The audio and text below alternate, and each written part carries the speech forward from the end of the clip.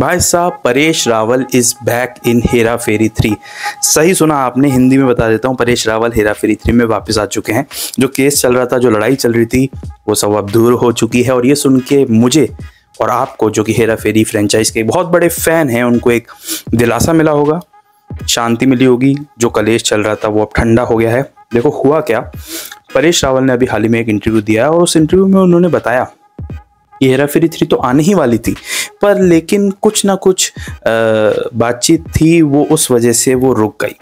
और इसके बीच उन्होंने ये भी कहा है कि भाई जो प्रियदर्शन सर हैं, अक्षय कुमार हैं, सुनील शेट्टी हैं, ये बहुत मंझे हुए, बहुत सालों से काम कर रहे हुए कलाकार हैं, बस थोड़ा फाइन ट्यून करना पड़ता है। तो ये कहना चाह रहे थे वो, क्योंकि ऑडियंस जब आप पे इतना भरोसा करती है तो आपको टेक इट ईजी नहीं लेना चाहिए, चीज़ों को काम पे करना चाहिए। अब इनका इशारा किस तरफ था मैं नहीं जानता, लेकिन उन्होंने ये जो फाइन ट्यून वाला शब्द यूज़ किया ना, ये बता देता है कि थोड़ा सा ही ट्यूनिंग बिगड़ी थी। और बहुत सारे लोग तो ये कह रहे थे कि नहीं, आ ही जाएंगे वापस, और वो लोग सही साबित हुए, ये आ ही गए वापस। और इसके बीच उन्होंने कहा कि देखो हेरा फेरी 3 तो आने ही वाली थी, थोड़ा सी मिसअंडरस्टैंडिंग, थोड़ी सी ट्यूनिंग में गड़बड़ थी, वो ठीक हो गई, तो अब आ जाएगी। इसी के साथ जो फैंस हैं उनको राहत मिली है कि भाई हर दिन अलग अलग सोशल मीडिया पे नाम आ रहे थे भाई, कभी पंकज त्रिपाठी आ रहा था, कभी कुछ आ रहा था। और उसी के बीच जब लड़ाई भी हुई थी तो अक्षय कुमार की प्रोडक्शन कंपनी जो है केप ऑफ गुड फिल्म्स ने 25 करोड़ का मुकदमा ठोका था परेश रावल जी के खिलाफ। और इस केस में कई सारा जो जुडिशरी मैटर है, जो वकील हैं आपस में, वो बातें भी की उन्होंने, और उसके बाद ये सलाह हो चुकी है। और अब जो आगे प्रोसीडिंग होगी उसमें आपको परेश रावल देखने को मिलेंगे।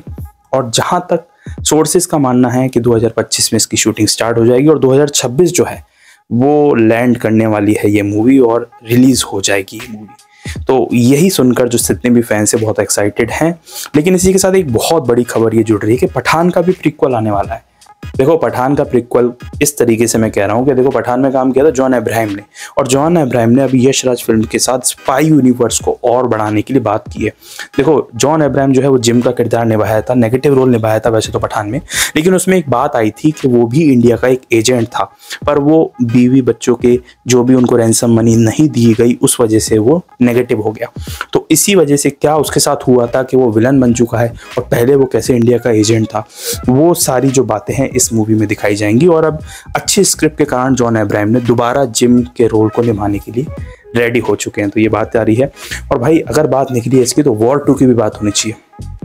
वॉर 2 ने IMAX के साथ एक डील की है, और उस डील के अकॉर्डिंग IMAX थिएटर्स कोई और मूवी नहीं लगा सकते कुछ टाइम पीरियड तक, और उस टाइम पीरियड तक वॉर 2 ही चलेगी। उसमें वॉर 2 वॉर करने वाली है 14 अगस्त को कुली मूवी के साथ, क्योंकि दोनों ही मूवी साथ में आ रही हैं। और आमिर खान जिनका कैमियो कुली मूवी में है, वो बहुत ज़्यादा पावर पैक लग रहे हैं, रेडी रख रहे हैं।